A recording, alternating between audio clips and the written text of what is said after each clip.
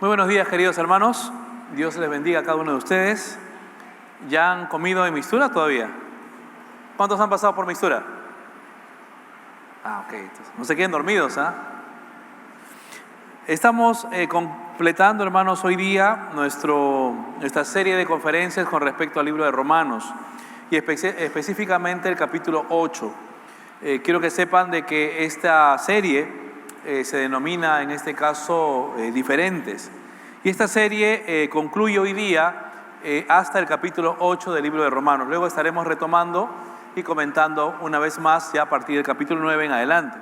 Pero eso será un poco más, en este caso, meses posteriores. Pero hoy día estamos cerrando y definitivamente ha sido para todos nosotros, al menos personalmente, ha sido tiempos de mucha edificación, tiempos donde hemos podido aprender mucho de la palabra del Señor y poder aprender sobre todas las doctrinas fundamentales de la vida cristiana. En estos versos, el verso 31 al 39, menciona el texto bíblico o empieza Pablo con una pregunta retórica que es menester poder responder. Y él va a decir, ¿qué pues diremos a esto? Y así inicia este segmento el apóstol Pablo mencionando, ¿qué pues diremos a esto? Esperando una respuesta de parte nuestra. Siempre cuando la Biblia habla, cuando la Biblia se expresa, entonces siempre busca una respuesta de parte nuestra. Ahora, usted dirá, pero ¿a qué se refiere? ¿Qué es lo que está mencionando? ¿Qué pues diremos a esto? Pero ¿qué cosa es lo que queremos responder? Pues bien, los versos 29 y 30, el contexto de lo que hemos leído, entonces expresa un poco el concepto de lo que Pablo quiere. Y va a decir, versos 29 y 30, porque a los que antes escogió, a ver si me puede ayudar a la lectura, a los que antes escogió también los predestinó. Y a los que predestinó a ser de la misma forma de la imagen de su Hijo Jesucristo, para que Él sea primogénito entre muchos hermanos. Y a los que predestinó, verso 30, a estos también llamó. Y a los que llamó, a estos también declaró justos, justificó. Y a los que declaró justos, a estos también glorificó. Son cuatro elementos interesantes que el apóstol Pablo menciona antes de decir la pregunta, ¿qué pues diremos a esto? Vale decir, entendiendo al hecho de que Él nos escogió en primera instancia. Él nos escogió. Y cuando habla de escogencia, nos está hablando de que Él nos eligió para salvación entre muchas personas. De tal manera que Él nos miró con amor, pues la salvación se inicia con una decisión de Jesucristo y no necesariamente de nosotros. Si usted pensó o piensa que usted es salvo por sus propios méritos o de repente porque usted se acercó al Señor Jesús, permítame decirle que está equivocado, porque Él le escogió a usted. No es que usted haya elegido al Señor. Él le amó primero. Y como Él le amó primero, entonces Él le escoge entre muchas personas, entre la multitud de la raza humana. Entonces quiso de que usted, en este caso, sea una persona salva para su gracia y para su honra. Entonces Pablo va a decir, ¿qué pues diremos a esto? Al hecho de que Él nos escogió. Pero no solamente nos escogió, sino también nos predestinó. Y cuando hablamos de predestinación, es el hecho de que Él te predestinó desde antes de la fundación del mundo. Dios decidió salvarnos soberanamente a quien Él consideró salvar, derramando su misericordia y su gracia. Entonces debemos de comprender que antes de que aún Dios crea el universo, el sol, las estrellas y todo lo creado, todo lo que usted conoce, antes de todo eso, Dios ya te había separado a ti para que seas parte de su pueblo, para que seas su real sacerdocio, su linaje escogido, su nación santa. Entonces, hermanos, Él ya te había predestinado. Si tú piensas de repente que nadie te ama, que nadie te considera, estás equivocado, porque el mismo Señor, antes de todas las cosas, ya te había predestinado. Y Pablo vuelve a decir, ¿qué pues diremos a esto? No solo ello, sino también nos llamó al hecho de que te miró y llamó desde el lugar donde te encontrabas. Pregunto, ¿dónde te encontrabas cuando recibiste al Señor Jesús? ¿Cómo era tu vida antes de conocer al Señor? Pues en las circunstancias que tú estabas, Él te llamó. No sé en qué circunstancia estabas. Algunos hemos venido a Jesús cuando estábamos enfermos. Otros hemos venido a Jesús cuando estábamos con problemas serios, pecados a cuestas, de repente esclavizados, frustrados, con problemas personales. Y entonces Él te llamó desde el lugar donde te encontrabas, en las circunstancias que te encontrabas, para que tú seas salvo. Y como bien lo dice la Escritura, este llamamiento es esa obra divina por la cual Dios invita a todos los elegidos a venir a Cristo y efectivamente logra que ellos elegidos vengan a su presencia. Y Pablo otra vez pregunta, ¿qué pues diremos a esto? No solamente ellos, sino también nos justificó. Nos justificó. Y es el hecho que te declaró justo a pesar de nuestras injusticias y a pesar de nuestros pecados. Él te declara justo. ¿Qué puedes decir a esto? Y para poder coronar el concepto, Él nos glorificó. Y es el hecho de saber que el día que estemos en su presencia, nos dará cuerpos glorificados, ausentes de enfermedades y ausentes de limitaciones. ¿Cuántos de ustedes están de acuerdo conformes con su cuerpo? A ver, antes que me respondas, primero mira tu cuerpo. ¿Estás conforme con tu cuerpo? Ahora, nuestro cuerpo está sujeto a enfermedades. Nuestro cuerpo está sujeto a limitaciones. Nuestro cuerpo, lamentablemente, está en decadencia en todo tiempo. Cada año que pasa, ya estamos terminando el 2018, el 2019, algo de repente nuevo vendrá. Y pasan los años y las enfermedades llegan, las limitaciones llegan. Ya lamentablemente vamos perdiendo algunas funciones. Y todo ello es lamentable porque este cuerpo de alguna manera está afectado por el pecado. Y como está afectado por el pecado, entonces obviamente tiene como decadencia la enfermedad, las limitaciones. Es interesante que cuando Cristo vuelva, hay tres cosas que van a pasar en nuestro cuerpo. Número uno, el pecado será eliminado totalmente de nuestras vidas. Y será el momento donde digamos, por fin somos libres del pecado, se acabó el pecado. Por eso Él nos glorificó. Eso sucederá cuando vayamos a su presencia. Lo segundo que va a suceder es que recibiremos nuevos cuerpos inmortales y sin corrupción. Y entonces ya no, nuestro cuerpo no obedecerá a lo que vendría a ser el desgaste de natural humano, del desarrollo humano, sino que en este caso nosotros podremos disfrutar de ese cuerpo glorificado. Y en tercer lugar, la muerte será totalmente eliminada de nuestras vidas. Entonces Pablo va a decir, si tú sabes de que Él te conoció, de que Él te predestinó, si tú sabes que Él te llamó, si sabes, hermano, que Él te justificó y te glorificó, ¿qué pues diremos a esto? ¿Qué respuesta darás a todo este bagaje de conceptos? ¿Qué pues diremos a esto? ¿Qué puedes decir? ¿Qué puedes decir? Bueno, lo que puedes decir es lo que Pablo dijo. Si Dios es por nosotros, ¿quién contra nosotros? Entonces no existe nada ni nadie sobre la faz de la tierra que puede hacernos dudar de nuestra salvación o de la seguridad de nuestra salvación. ¿Por qué? Porque hemos sido predestinados, hemos sido llamados, hemos sido justificados, hemos sido glorificados. Inclusive, antes de que todo suceda, Dios ya había pensado en nosotros. ¿Qué pues diremos a esto? Nada ni nadie nos podrá separar de su amor. Pero Pablo no se queda contento. El apóstol Pablo va a seguir dando algunos elementos adicionales para que tú y yo podamos tener esa seguridad de salvación. Si Dios es por nosotros, ¿quién contra nosotros? Ahora bien, escuchemos, hermanos, un momento esta verdad y este concepto. ¿Por qué? Porque recordemos también el contexto en el cual el apóstol Pablo escribió la carta. La escribió a una iglesia sufriente, a una iglesia perseguida, a una iglesia que tenía muchos temores y zozobras y que definitivamente necesitaba afianzar su fe y confianza en Dios. Tal igual como tú y yo de repente el día de hoy. Porque tal vez me puedes decir, pastor, yo también estoy pasando momentos difíciles, situaciones adversas. Tengo enfermedades, tengo carencias, tengo necesidades, tengo hambre, tengo desnudez.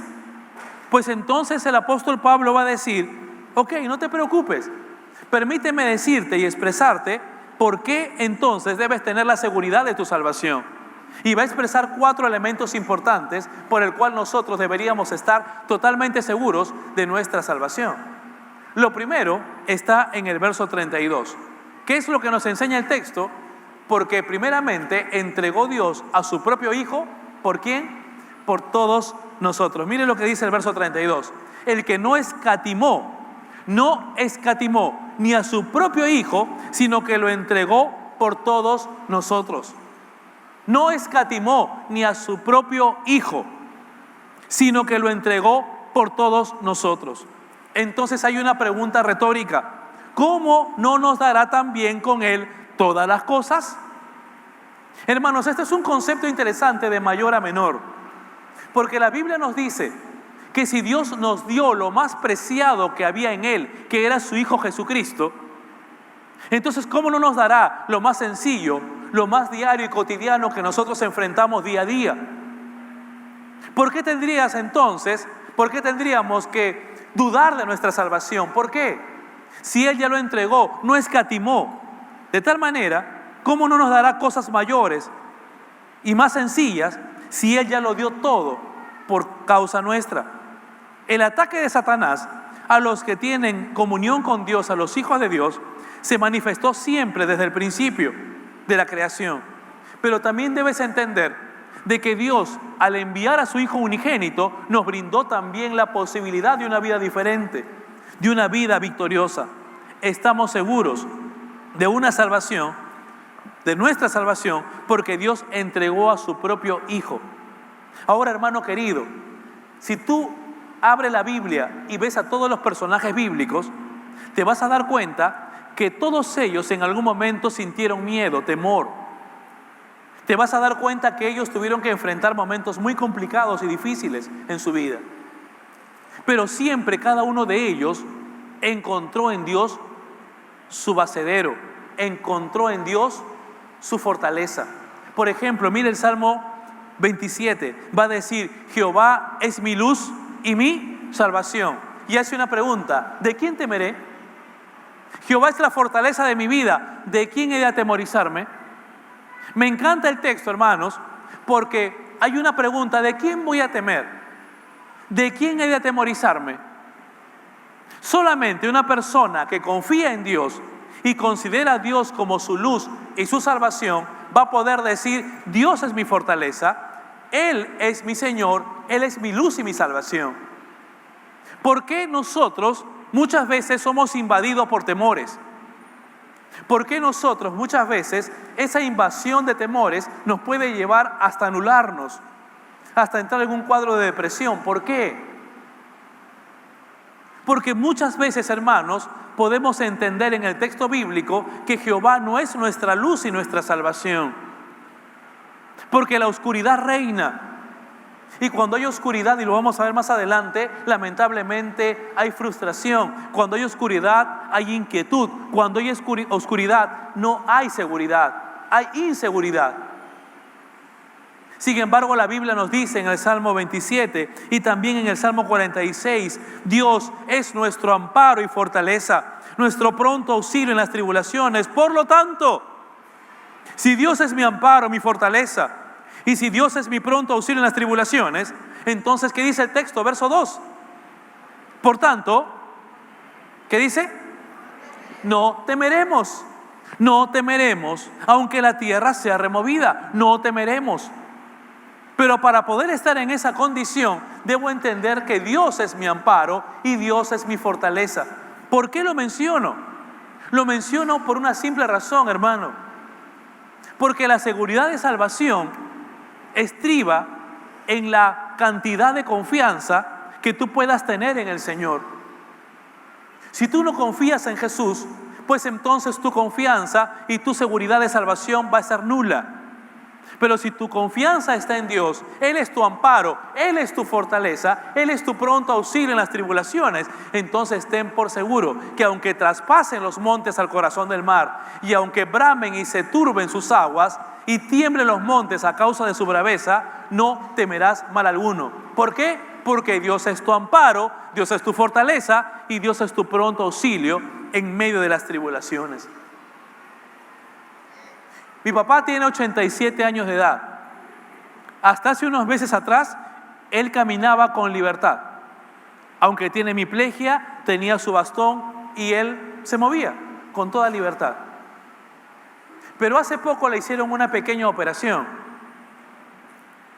Fue casi ambulatoria, diría yo, 2 días, y luego llegó a casa. Y cuando llegó a casa, se echó a la cama y no quería despertar, no quería levantarse. Y cuando comenzó a levantarse, entonces él tenía problemas para caminar, no quería caminar. El médico lo vio y le dijo: no tienes problemas fisiológicos, debes de caminar. El problema no era fisiológico, el problema está aquí. Porque tiene temores, temor a que se caiga, temor a que se tropiece.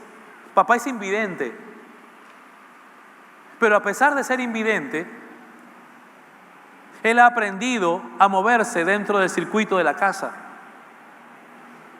Hermanos, muchos cristianos somos así. Tenemos un problema, una circunstancia difícil, inmediatamente nos atemorizamos y comenzamos a agarrarnos de las cosas humanas y materiales de la vida. Cuando el Señor nos dice: deja eso y confía en mí. No temas, yo soy tu amparo y tu fortaleza. Yo soy tu pronto auxilio en las tribulaciones. Y muchas veces nos anulamos porque no confiamos. Conozco personas que no pueden venir a la iglesia a escuchar el culto si no se queda alguien en la casa cuidando.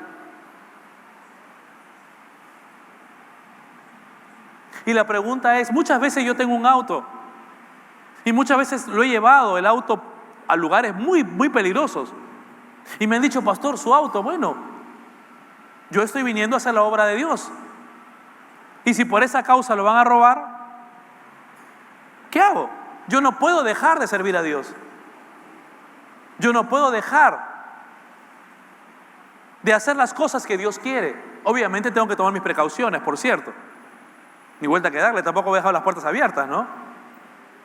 Pero si en medio de todas las seguridades que yo pueda establecer sucede algo, bueno, finalmente yo sé que Dios es mi amparo y mi fortaleza.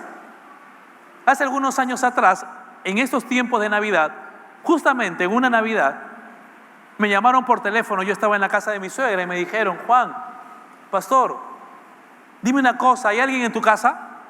No, no hay nadie en mi casa. Todos estamos en la casa de mi suegra. Ella vive muy lejos de aquí, de Lima Norte. Ella vive por el sur. Y me dijeron: bueno, quiero decirte que tu casa, las puertas están abiertas. Era un 24 de diciembre, más o menos a eso de las 8 o 9 de la noche. Y entonces cuando este hermano, porque es un hermano que vivía cerca por mi casa, ingresa y se da cuenta de que habían robado toda mi casa. Y me vine. Y efectivamente, habían vaciado la casa. Todo lo que usted pueda pensar, todo se había llevado. Yo tenía 2 opciones: o bien renegar de Dios y decir: Señor, yo soy tu siervo, yo te sirvo; o de lo contrario, decir: Señor, gracias. A pesar de todo, tú eres mi amparo y fortaleza y mi pronto auxilio en las tribulaciones. Y gracias a Dios optamos por lo segundo. Y esa misma noche, recuerdo mucho, después de hacer la denuncia policial y todo lo demás, una hermanita, miembro de la iglesia, que ahorita está en Mistura, vino con un panetón y un chocolate a la 1 o 2 de la mañana y me dijo: pastor, me he enterado de que te han robado todo. Sí, pues hermana, le digo, ahora voy a tener que sentarme aquí porque no podía, la puerta estaba abierta, habían roto la puerta. Y entonces me dice: te traigo un chocolate y un panetón. hermana, muchas gracias. Y en ese momento, claramente escuché la voz de Dios que me dijo, las circunstancias adversas que tú has vivido y estás viviendo es para mostrarte mi amor. Y hermanos, a partir de ese momento, vi el amor de Dios restaurando todo y mejor de lo que yo tenía antes. Absolutamente todo. ¿Por qué? Y hasta más todavía. ¿Por qué? No es por un concepto material, sino porque es importante que en momentos de zozobra y dificultad pongamos nuestra confianza en Jesús, en Dios, que es nuestro amparo y nuestra fortaleza y nuestro pronto auxilio en las tribulaciones. Hermano querido, el sacrificio de Jesús en la cruz no solamente, escúchame con atención, es el fundamento de nuestra salvación. El sacrificio de Jesucristo no solamente es el fundamento de nuestra salvación, sino también el fundamento de nuestra seguridad de salvación. Dios nos dio la salvación en Jesucristo, pero también nos da la seguridad de salvación en Jesucristo. De nada sirve que tengamos, en este caso, la salvación si no estamos seguros de ella. Por eso bien, el escritor, el pensador antiguo va a decir que el Perú es como un mendigo sentado en un banco de oro, ¿verdad?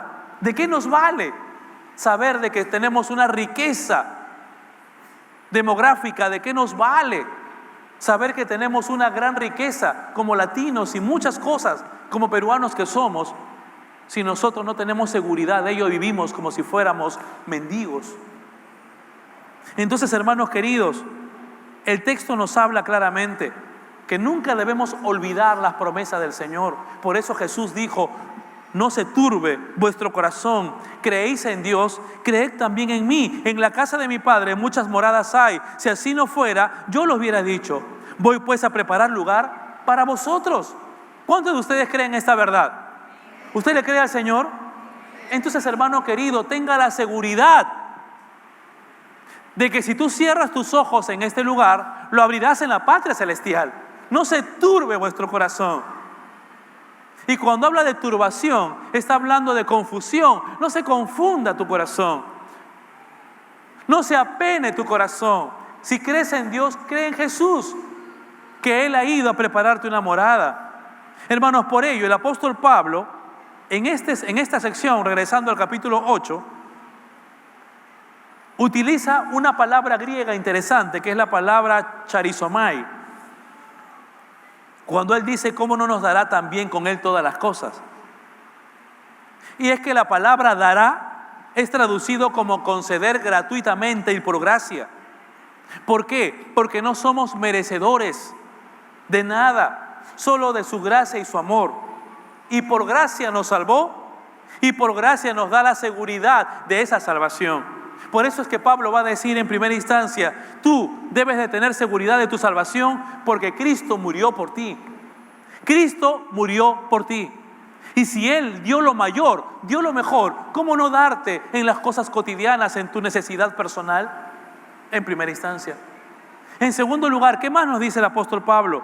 Lo que dice el verso 33, que no existe nada ni nadie que nos pueda acusar.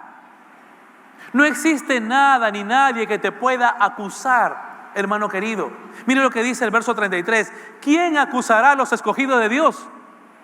¿Quién podrá acusarlos? Ahora, piensa bien en la respuesta. Pregunta: ¿habrá alguien que te pueda acusar? ¿Crees tú que alguien te pueda acusar? ¿Qué dices? ¿Te pueden acusar o no?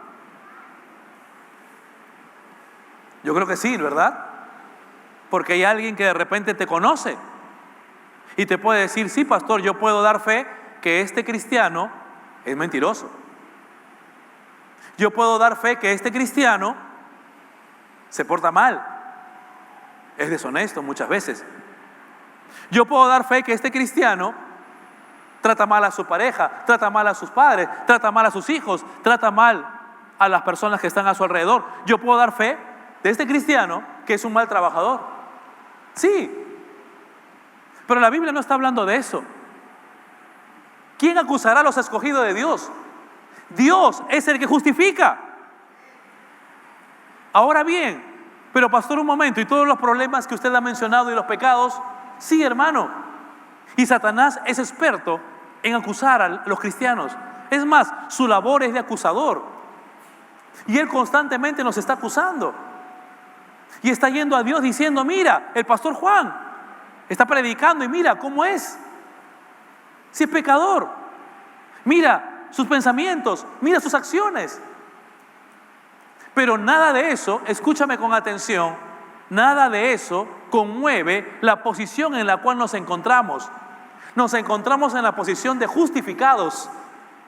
Y eso no se mueve ni por ti, ni por mí, ni por Satanás, ni por nadie. ¿Por qué? Porque Dios es el que justificó.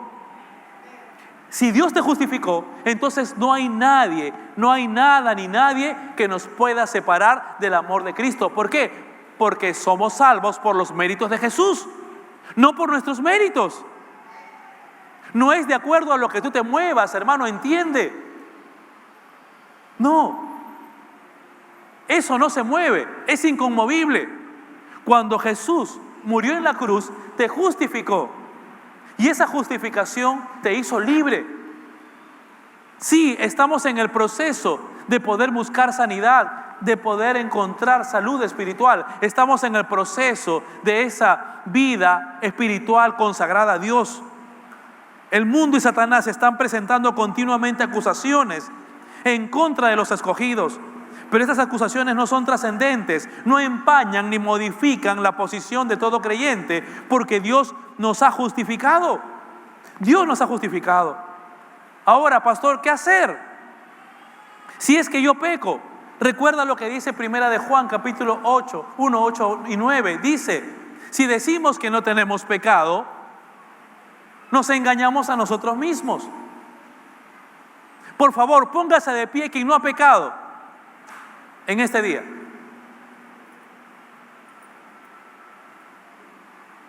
Póngase de pie, pues, quien no ha pecado en este día. Recién son las 12, no me diga que ha pecado tan temprano.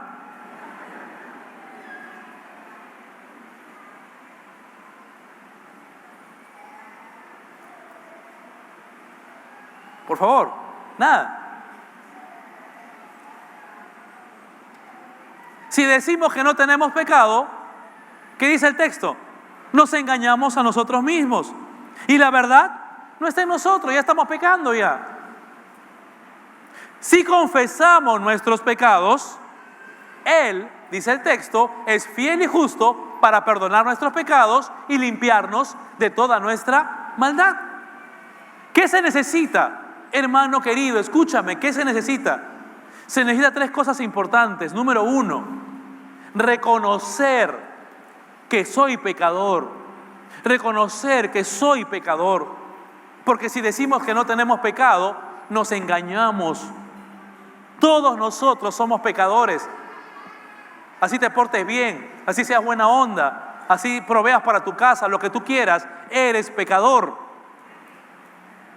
Has ofendido a Dios. Le has dado las espaldas al Señor. Número 2, y la verdad no está en ti. Número 2, tienes que confesar tu pecado. ¿Y qué significa confesar? Confesar no significa guardar silencio. Confesar significa expresar lo que está dentro de tu corazón. Por eso la honestidad, sí, es verdad. Yo he pecado, es verdad, he mentido, es verdad, te he fallado. Perdóname, por favor. Si confesamos nuestros pecados, por eso es importante hacerlo visible. Es importante hacerlo visible, expresarlo, sacarlo de tu corazón. ¿En qué consisten las terapias de grupo psicológicas? Si no es justamente en esa dinámica de grupo, de expresar, de sacar aquellas cosas que están hiriéndome en el corazón y poder confesarlas. Es un principio bíblico. Si confesamos nuestros pecados, Él es fiel y justo para poder perdonar nuestros pecados y limpiarnos de toda nuestra maldad. Obviamente no es sacarlo por sacarlo, sino es sacarlo al trono de Jesucristo. ¿Por qué? Porque si tú lo pones en las manos del Señor, dice la Biblia que Él es fiel y justo para perdonar nuestros pecados y limpiarnos de toda nuestra maldad. Pregunto, ¿es lo mismo el perdón de pecados y la limpieza de nuestra maldad? ¿Será lo mismo? El hecho de que Dios nos perdona y el hecho de que Dios nos limpia de toda nuestra maldad. ¿Es lo mismo? No es lo mismo. Porque Jesús, en este caso, perdona nuestros pecados en un momento puntual. Tú te arrepientes, Él te perdona. Pero no solamente te perdona, sino te da la posibilidad de una vida sin maldad. Limpia tu camino. Porque el Señor sabe que si Él me perdona hoy día, doy medio paso y ya estoy pecando nuevamente. Pero lo que hace el Señor es perdonarme y darme un camino limpio, darme un camino fuera de maldad, un camino ausente, en este caso, de la posibilidad de poder continuar en ese mismo pecado. Por eso es que podemos avanzar en la vida cristiana dejando atrás el pecado. Es por eso que todos nosotros podemos decir que sí es posible poder abandonar el pecado en su totalidad. Sí se puede. Si tú has escuchado a una persona, yo no puedo dejar ese pecado, es falso. Es porque no tiene a Jesús en su corazón, simple y llanamente. Yo no puedo con esta adicción. Sí puedes. Porque Él nos limpia de toda maldad. No puedo con estos pensamientos Sí puedes. Porque la sangre de Jesús, su Hijo, los limpia de toda maldad. Sí se puede.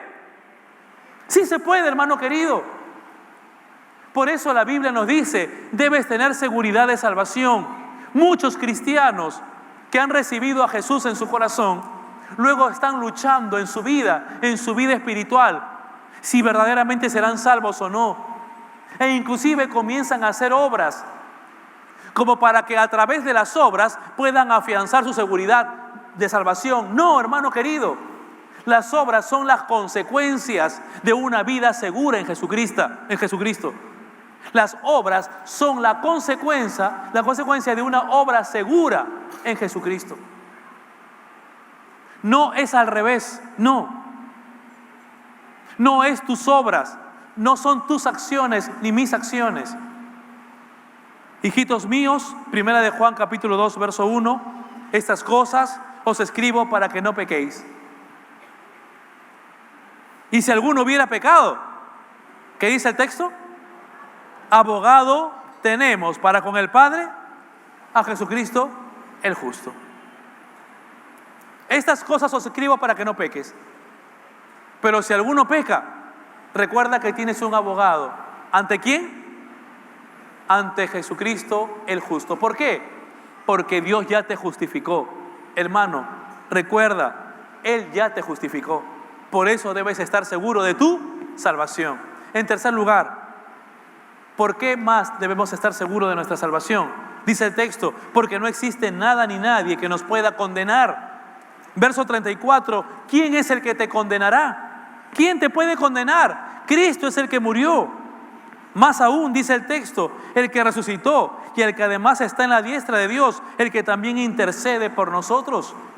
Pablo revela 4 verdades, 4 realidades que protegen nuestra salvación en Cristo. Miren lo que dice el texto. ¿Quién es el que te condenará? Cristo es el que murió. Número 1, Cristo es el que murió. Primero, ¿por qué? Ahora pues, ninguna condenación hay para los que están en Cristo Jesús, los que no andan conforme a la carne, sino conforme al Espíritu. En su muerte tomó sobre sí la paga plena del pecado. Hermano, somos salvos. ¿Por qué? Porque Cristo murió por mí, por ti. ¿Por qué más? Segundo, porque Él también resucitó, dice el texto bíblico. La tumba no lo pudo contener. La tumba no pudo encerrar a Jesús porque Él había conquistado la muerte. Y en su resurrección nosotros hemos sido libres. Por eso Pablo dice, no te preocupes por tu salvación, estate seguro en Jesucristo. ¿Por qué más? Porque dice la Biblia que Cristo está a la diestra de Dios en tercer lugar. Y esta figura es interesante, me encanta. porque se trata del lugar de la exaltación del Señor. Él se humilló hasta lo sumo, pero también fue exaltado hasta lo sumo y fue sentado a la diestra de Dios en señal de autoridad. Hermano querido, Filipenses capítulo 2, verso 8 va a decir: y estando en la condición de hombre, hablando de Jesús, se humilló a sí mismo, haciéndose obediente hasta la muerte y muerte de cruz. Por lo cual Dios también lo exaltó hasta lo sumo y le dio un nombre que es sobre todo nombre, para que en el nombre de Jesús se doble toda rodilla de los que están en los cielos, en la tierra y debajo de la tierra, y toda lengua confiese que Jesucristo es el Señor, para gloria de Dios el Padre. Jesús es el Señor, es la autoridad suprema. Ahora bien, siempre me pregunté, ¿por qué es la figura de que Jesús está sentado a la diestra de Dios el Padre? ¿Por qué? Y encontré una respuesta. En el templo antiguo, en el tabernáculo de reunión, siempre, en este caso, se adoraba a Dios y el sacerdote venía al templo a ofrecer sacrificio por el pecado. Habían varios utensilios y varios mobiliarios dentro del templo, pero no había una silla. En el templo no había sillas, no había asiento para que el sacerdote pueda tomar asiento, no había. ¿Y sabe por qué? Porque el sacerdote tenía que sacrificar constantemente, valga la redundancia, sacrificio por el pecado. Venía un judío con su ofrenda y tenía que sacrificarla, y tenía que sacrificarla, y tenía que sacrificarla. Pero Jesucristo es el Cordero de Dios que quita el pecado del mundo. Él se sacrificó, Él entregó su vida y ahora sí se acabaron los sacrificios. Está sentado a la diestra de Dios porque es la suprema autoridad. Ya no más sacrificios, no es necesario de religiones, no es necesario, hermanos queridos, de poder de repente hacer cosas o hacer obras para que tú puedas obtener la salvación. Amigo que nos visitas, no es necesario. Jesucristo entregó su vida y satisfizo toda la exigencia de Dios. Y por eso ahora está sentado en autoridad a la diestra de Dios el Padre. Qué precioso es saber esto, hermanos. Qué precioso es saber esto. De que en Jesucristo ya no más sacrificios, ya no más esfuerzos. Vive tu vida cristiana victoriosa, hermano querido. Vive tu vida cristiana en libertad. Y en cuarto lugar, y esto sí es como la cereza que corona todo el pastel. ¿Qué va a decir el texto? Cristo también, va a decir el apóstol Pablo, debes tener la seguridad de salvación, porque Cristo también intercede. ¿Por quién? Por nosotros. Intercede por nosotros, ora constantemente por nosotros, diariamente. Jesucristo ora por ti en cada momento. Si tú crees que no le importas a nadie, te equivocas. Le importas mucho a Jesús, porque Él piensa en ti. Una persona que ora es una persona que piensa en ti. Es una persona que te tiene en el corazón. Solamente aquella persona que ora constantemente por ti es aquella persona que te ama, que te considera. Y Jesucristo es eso para nosotros. Por eso te dice: yo intercedo por ti hasta con gemidos indecibles. Me encanta esto, hermano, porque aunque su obra fue completa y consumada, su ministerio de intercesión continúa a favor de nosotros y sin interrupciones. Tal vez yo me pueda olvidar de orar por ti, porque soy limitado, porque me canso. Pero Jesucristo nunca se olvidará y se cansará de orar por ti. Y si ahora estás como estás, y si tal vez estás aquí con salud, si todavía Dios te ha concedido la gracia de estar aquí, te lo aseguro, es por las oraciones de Jesús a tu favor. Nunca dependas de hombres, ni de pastores, ni de nadie. Depende de Jesucristo, hermano. Depende de Él. No dependas de nadie más, porque Él ora por ti. Él ora por ti. Es por ello que podemos mencionar con toda libertad que podemos estar seguros de nuestra salvación, porque no existe nada ni nadie que nos pueda condenar. Y Pablo concluye, hermano, con una lista espectacular, donde va a decir a partir del verso 35 que no existe nada ni nadie que nos pueda separar de su amor. No, nada ni nadie nos puede separar. Hermano querido, debes de saber algo.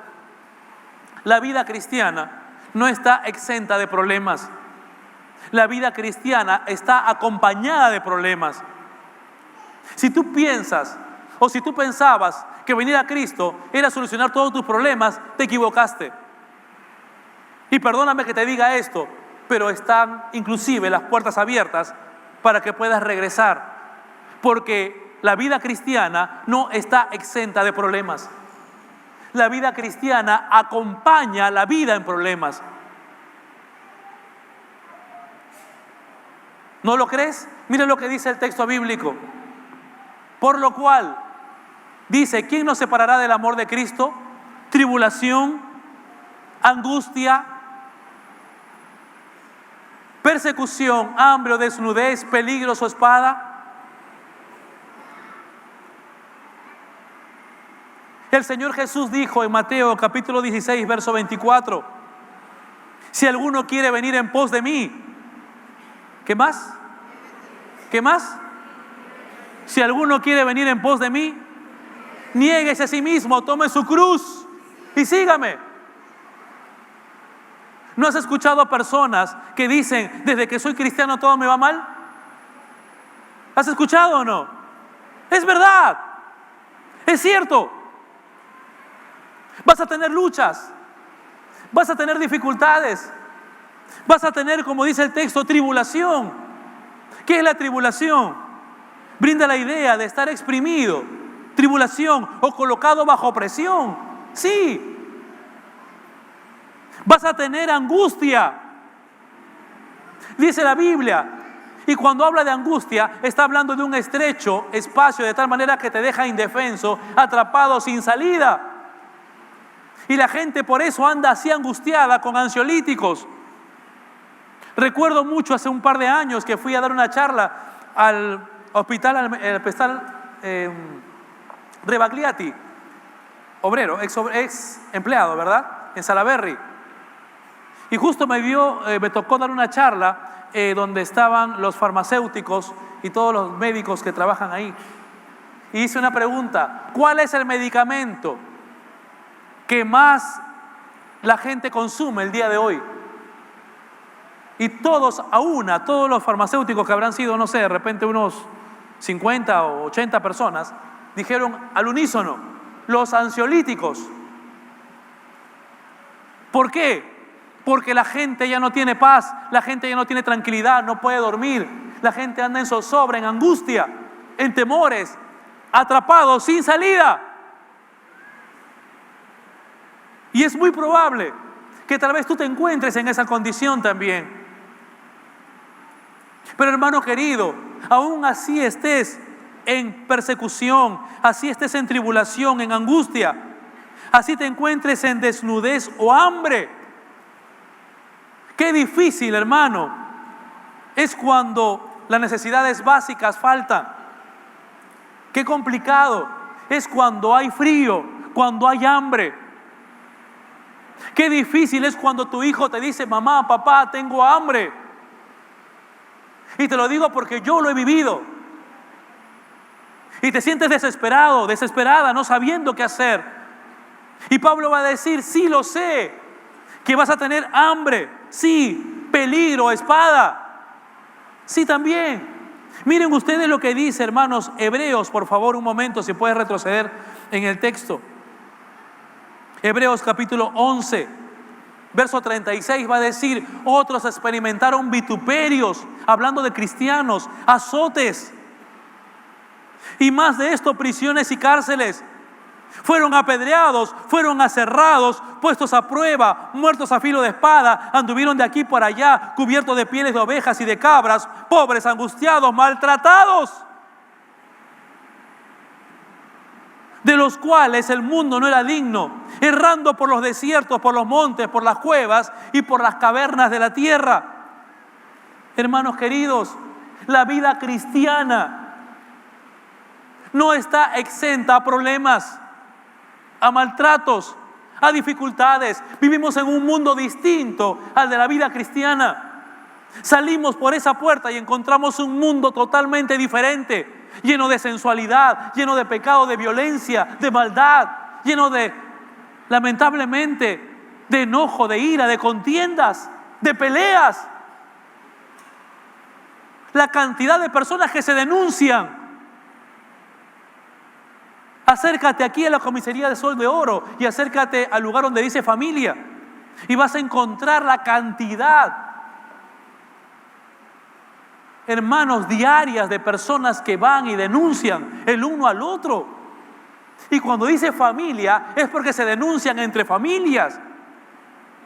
El padre al hijo, el hijo al padre, por herencias, por problemas, por levantar la mano, esposas a esposos, esposos a esposas, en fin. Y vivimos en ese mundo. Y Pablo va a decirlo, sé que la muerte también. Estoy seguro que ni la muerte ni la vida. Pablo continúa con la lista, hermanos, en el verso 38 en adelante. Y va a decirlo, sé que la muerte de repente es uno de los aguijones más fuertes que el ser humano tiene que afrontar. El que le habla, hermano, tiene no sé si bendición, yo creo que sí, de haber visto a muchas y conversado con muchas personas que han muerto luego, minutos luego de haber conversado con nosotros, conmigo. A lo largo de mi ministerio pastoral, siempre Dios me ha concedido hablar con las personas que estaban moribundas y prepararlos para morir. ¿Cuántos quieren hablar conmigo? ¿Allá no quieres hablar conmigo? Ya.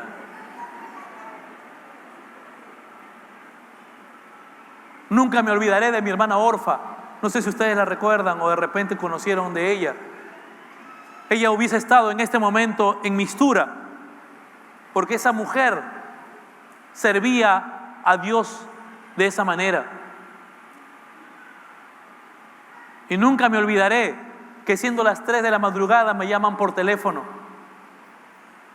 Y era su hija, una hermana que hasta el día de hoy seguro está sirviendo, igual que su mamá. Y me llamó y me dijo, pastor, mi mamita quiere hablar contigo. Mi mamita quiere despedirse de ti. Y me pasó el teléfono. Ella estaba en Negreiros, estaba en UCI, cuidados intensivos. Y comenzamos a charlar.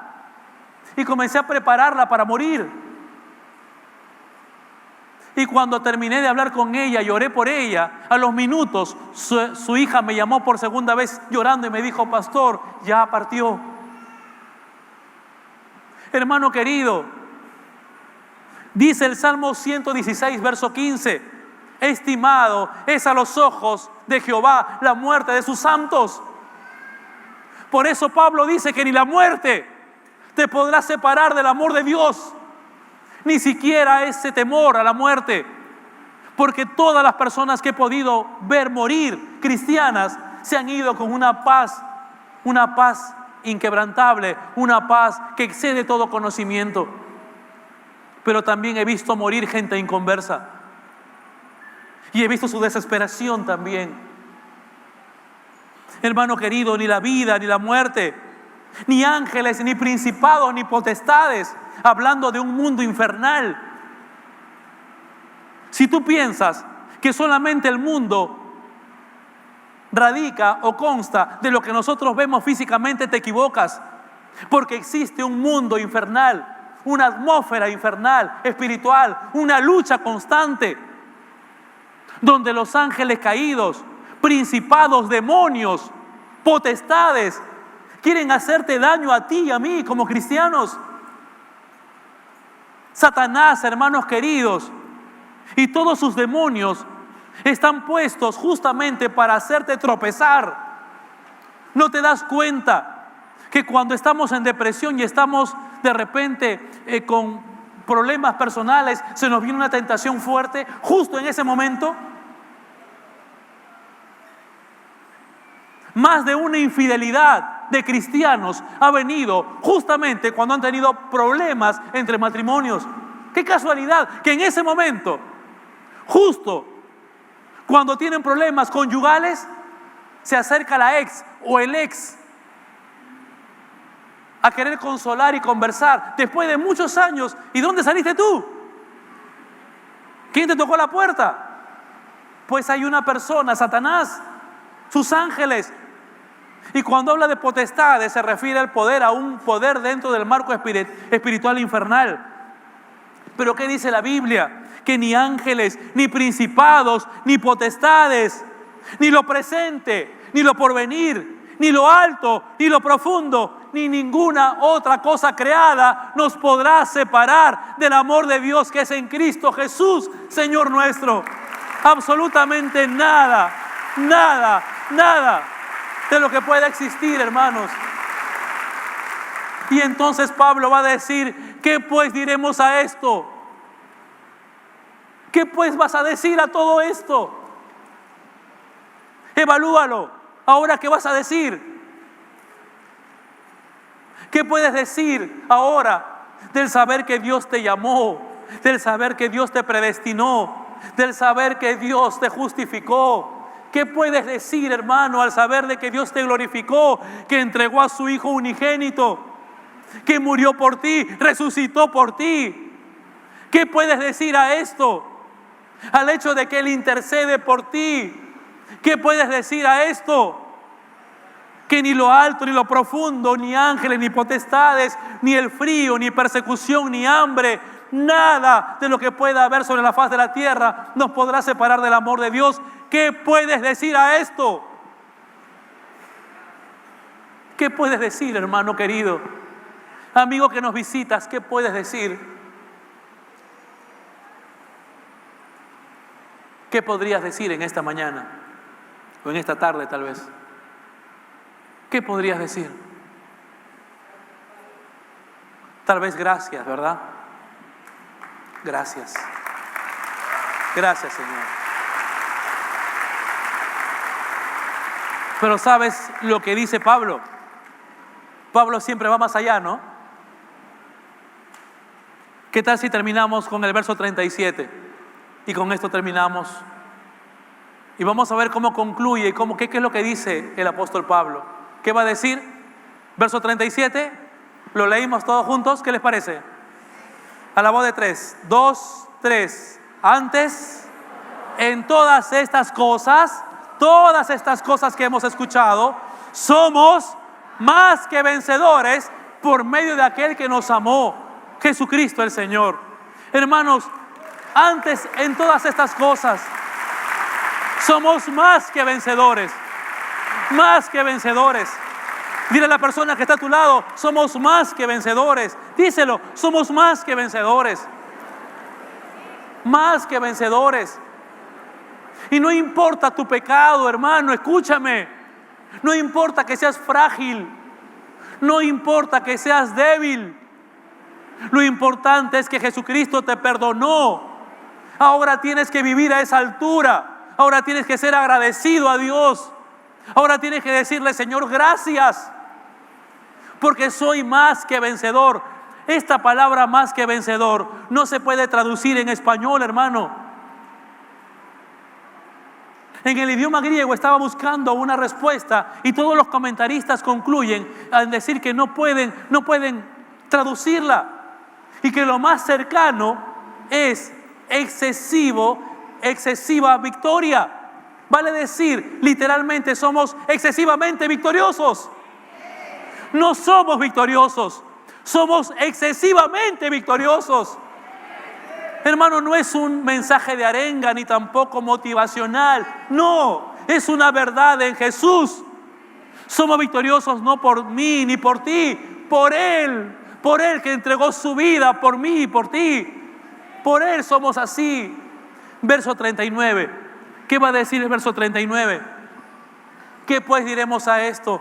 Ni ninguna otra cosa creada nos podrá separar del amor de Dios que es en Cristo Jesús. Nada, hermano, te podrá separar del amor de Dios. Nada. Si piensas que no te aman, sí, mi hermano, Jesús te ama con amor eterno. Si piensas que no eres importante, eres importante. Sí, eres importante. Eres importante para Dios. Eres importante para Dios. Él no escatimó su propia vida y se entregó por todos nosotros. Entonces la pregunta sigue flotando. ¿Qué pues diremos a esto? Tienes que dar una respuesta, hermano. Hermana, tienes que responder. Y solo te quedan dos opciones. O bien decirle: Señor, gracias, y voy a serte fiel, ayúdame a hacerlo. O bien decirle: Señor Jesús, ven a mi corazón, perdóname. O de lo contrario, simplemente ponerte de pie y salir de este lugar tal cual ingresaste. Pero tienes que dar una respuesta. Dios ya te dijo que te ama y te lo ha dicho de muchas maneras. Te toca a ti ahora responder.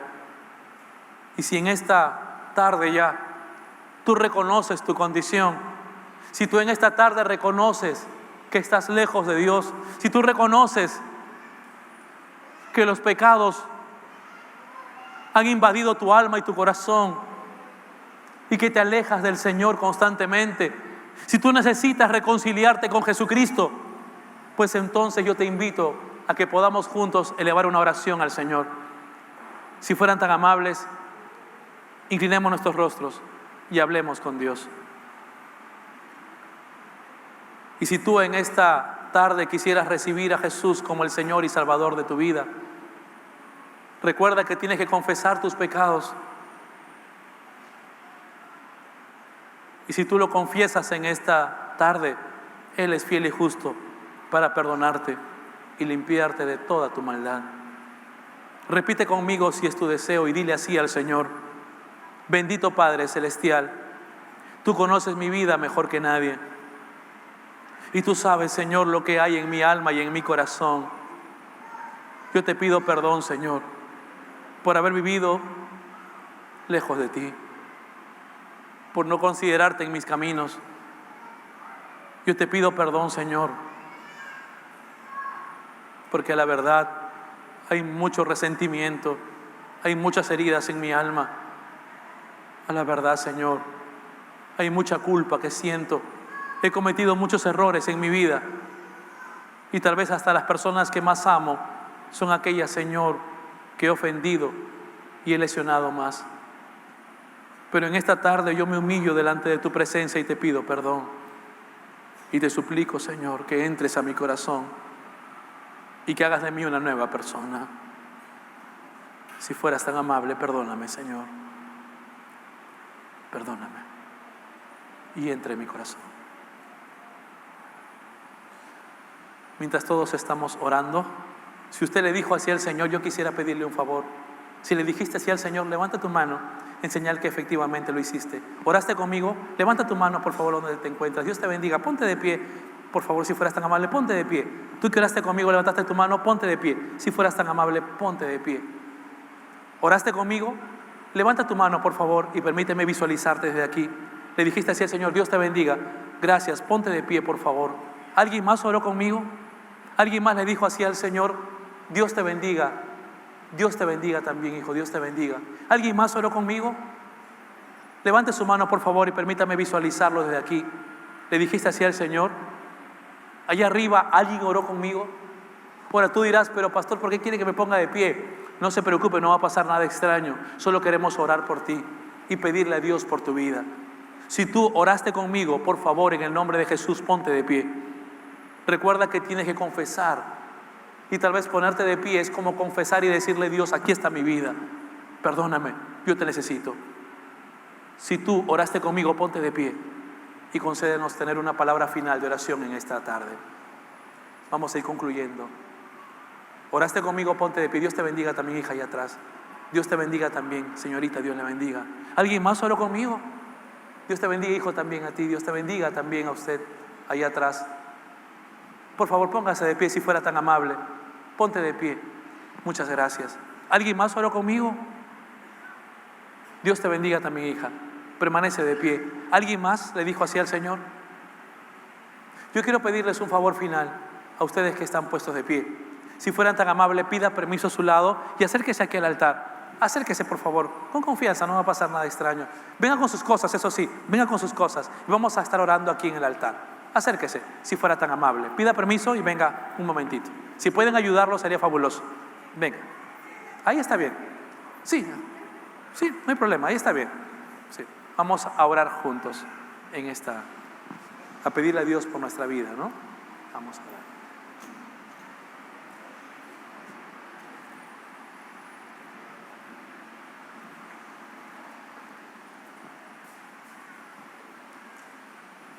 Vamos a esperar y vamos a orar.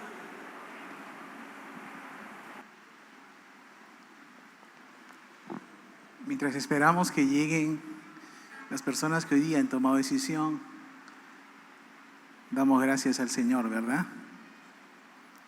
Muy bien. Vamos a orar al Señor. Dios de los cielos y de la tierra, te damos gracias por tu palabra en esta tarde.